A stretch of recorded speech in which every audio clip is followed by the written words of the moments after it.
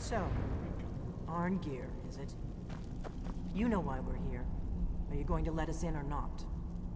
You are not invited here. You're not welcome here. We have as much right to be at this council as all of you.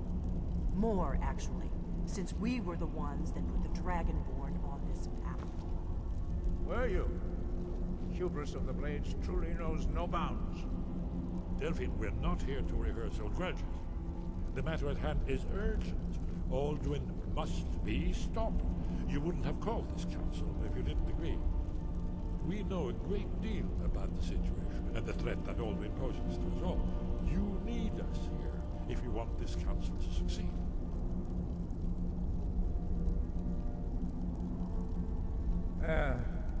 Very well.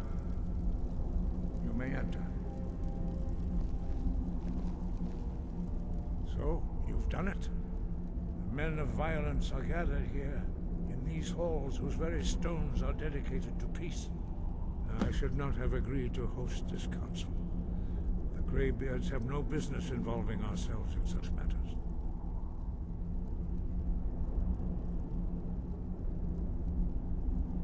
Peace? I doubt it. They may put their weapons down for a moment, but only to gather strength for the next bloodletting. They are not yet tired of war. Far from it. You know the ancient Nord word for war? Season unending. And so it has proved. But regrets are pointless. Here we are. Take your seat at the council table, and let us see what wisdom we can find among these warriors of Skyrim. Why delay? Please, take your seat so that we can begin.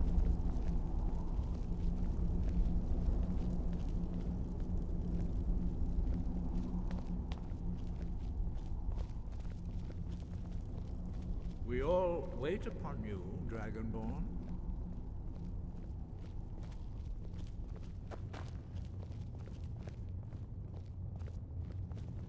Take your seat, and we can begin.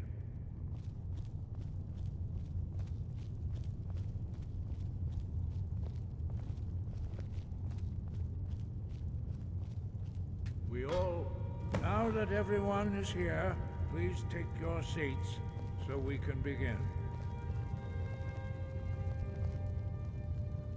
I hope that we have all come here in the spirit You of... insult us by bringing her to this negotiation? You're Chief Talos Hunter? That didn't take long. Here, here. I have every right to be at this negotiation. I need to ensure that nothing is agreed to here that violates the terms of the White Gold Concordat. She's part of the Imperial delegation. You can't dictate who I bring to this council. Please, if we have to negotiate the terms of the negotiation, we will never get anywhere. Perhaps this would be a good time to get the Dragonborn's input on this matter. By Izmir's beard. The nerve of those Imperial bastards, eh? To think that I would sit down at the same table with that. Thalmor bitch. Either she walks or I do.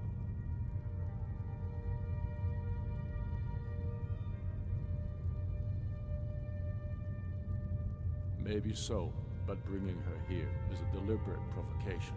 Tullius needs to know I won't be pushed around.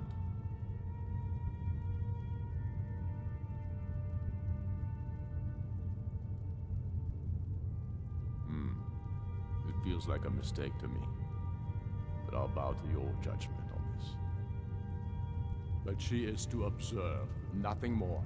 We are not negotiating with her. Is that clear? Ulfric, why so hostile? After all, it's not the Thalmor that's burning your farms and killing your sons. She's supposed to be on our side? You know exactly... No. Not this time.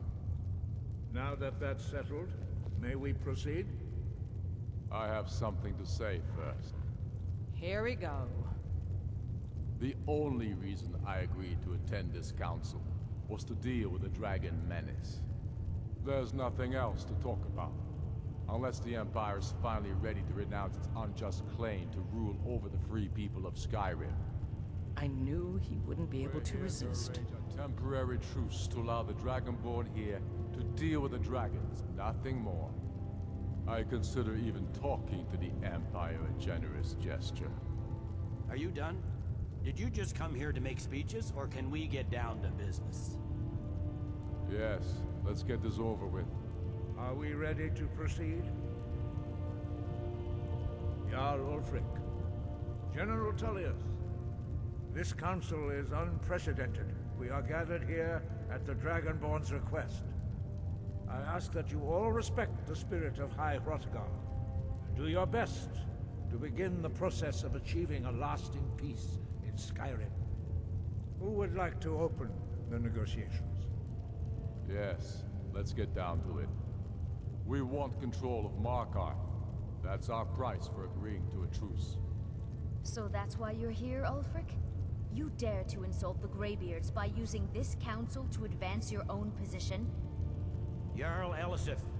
General, this is outrageous. You can't be taking this demand seriously. I thought we were here to discuss a truce. Elisif, I said I'd handle it. Ulfric, you can't seriously expect us to give up Markarth at the negotiating table. You hope to gain in council what you've been unable to take in battle, is that it? I'm sure Jarl Ulfric does not expect something for nothing. Yes, that'd be entirely out of character. Want in return? Wait, General, you don't intend to just hand over Markarth to that traitor? This is how the Empire repays us for our loyalty? Enough. First, let's be clear. This council wasn't my idea. I think it's a waste of time. You are a traitor to the Empire, and deserve a traitor's death. But I at least will negotiate in good faith. Since we're all here at your request, I'd like to hear what you think Markarth is worth.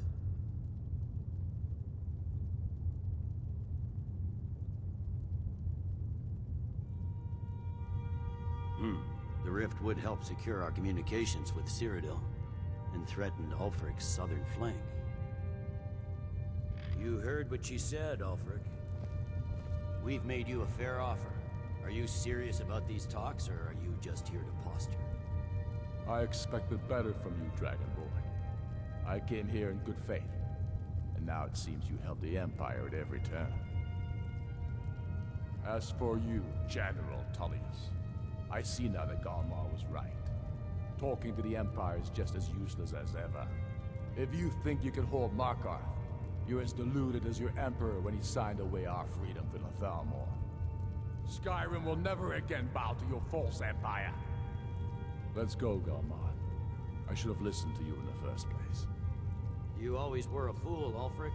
You're no better at diplomacy than you are in the battlefield. Stop! Are you so blind to our danger that you can't see past your petty disagreements? Here you sit arguing about nothing, while the fate of the land hangs in the balance. Is he with you, Delphine? If so, I advise you to tell him to watch his tongue. He is with me. And I advise you both to listen to what he has to say before you do anything rash. Don't you understand the danger? Don't you understand what the return of the dragons means? Alduin has returned, the World Eater. Even now he devours the souls of your fallen comrades. He grows more powerful with every soldier slain in your pointless war. Can you not put aside your hatred for even one moment in the face of this mortal danger? A very pretty speech. But what does it Shut have to up. do with the... If he's right about Alduin, we both have just as much to lose here, Tullius. Remember that. Now, back to the matter at hand. Don't hand me a mug of sheep's piss and call it mead. These terms are still not acceptable. I'm sure you have something in mind. Damn right we do. You surrender Hjalmarch to us, and take Idgrod Ravencrone with you. Sorli the Builder will take over as Jarl of Morthal. Where do these demands stop, Ulfric? Do you expect me to surrender all of Skyrim? It seems I have no choice but to let the Dragonborn decide. Although I'm starting to doubt your fairness. What say you, Dragonborn?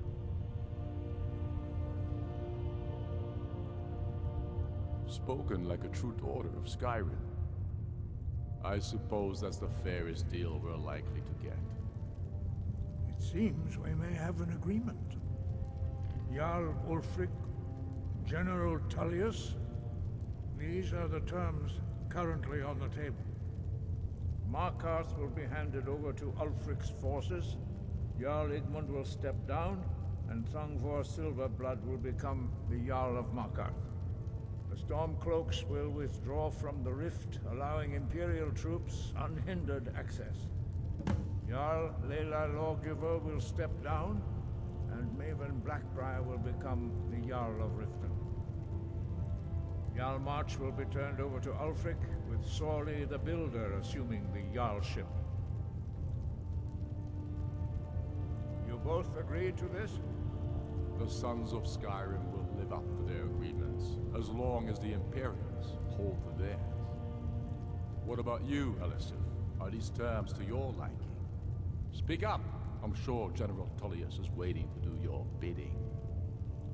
I have nothing to say to that murderer. General, you've proven yourself a good friend to Skyrim. I continue to trust that you will do your utmost to safeguard our interests. Thank you, Jarl Elisif. I appreciate your loyalty. The Empire can live with these terms, yes, for a temporary truce, until the Dragon Menace is dealt with. After that, Ulfric, there will be a reckoning. Count on it. Come on, Dalmar. We have a lot of work to do. Giving up Markarth is a heavy price for this truce, Dragonborn. I hope it was worth it. Jarl Balgruf, I assume you are familiar with the Dragonborn's plan. Yes, I'm ready to do my part. Just say the word, and my men will help you spring this trap. But the difficulty remains how to lure a dragon to Dragon's Reach at all. Well, that's an excellent question. You haven't overlooked that little detail, have you? Ah, I believe I can be of help here. I anticipated the problem. While you were arranging this meeting, I was busy in the library of Skyhaven Temp, an unguessed trove of lost lore. But the important thing is that the Blades recorded many of the names of dragons they slew. Cross-referencing this with Delphine's map of dragon burial sites, I believe I've identified one of the dragons that Odin has raised up. Don't you see?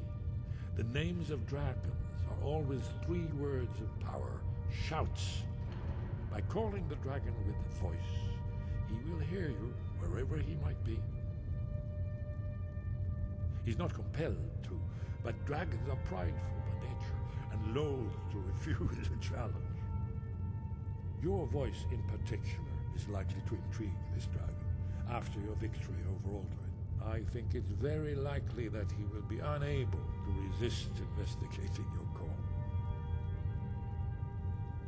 Ah, indeed. I'm no master of the voice, like these worthy gentlemen, but it is written here in the scroll. Oda Ving, winged snow hunter, as I read it. I hope this truce gives you what you need. It won't last. There's one more thing. We know about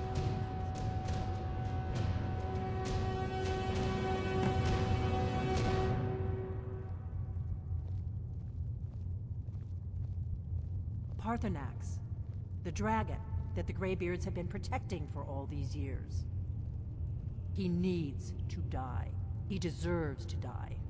And it falls to you to kill him. Until he's dead. Well, I'm sorry, but we would dishonor our oaths as Blades if we continue to help you. Make your choice, Dragonborn. You're either with us or against us. Here's the big picture. He helped Alduin enslave our ancestors.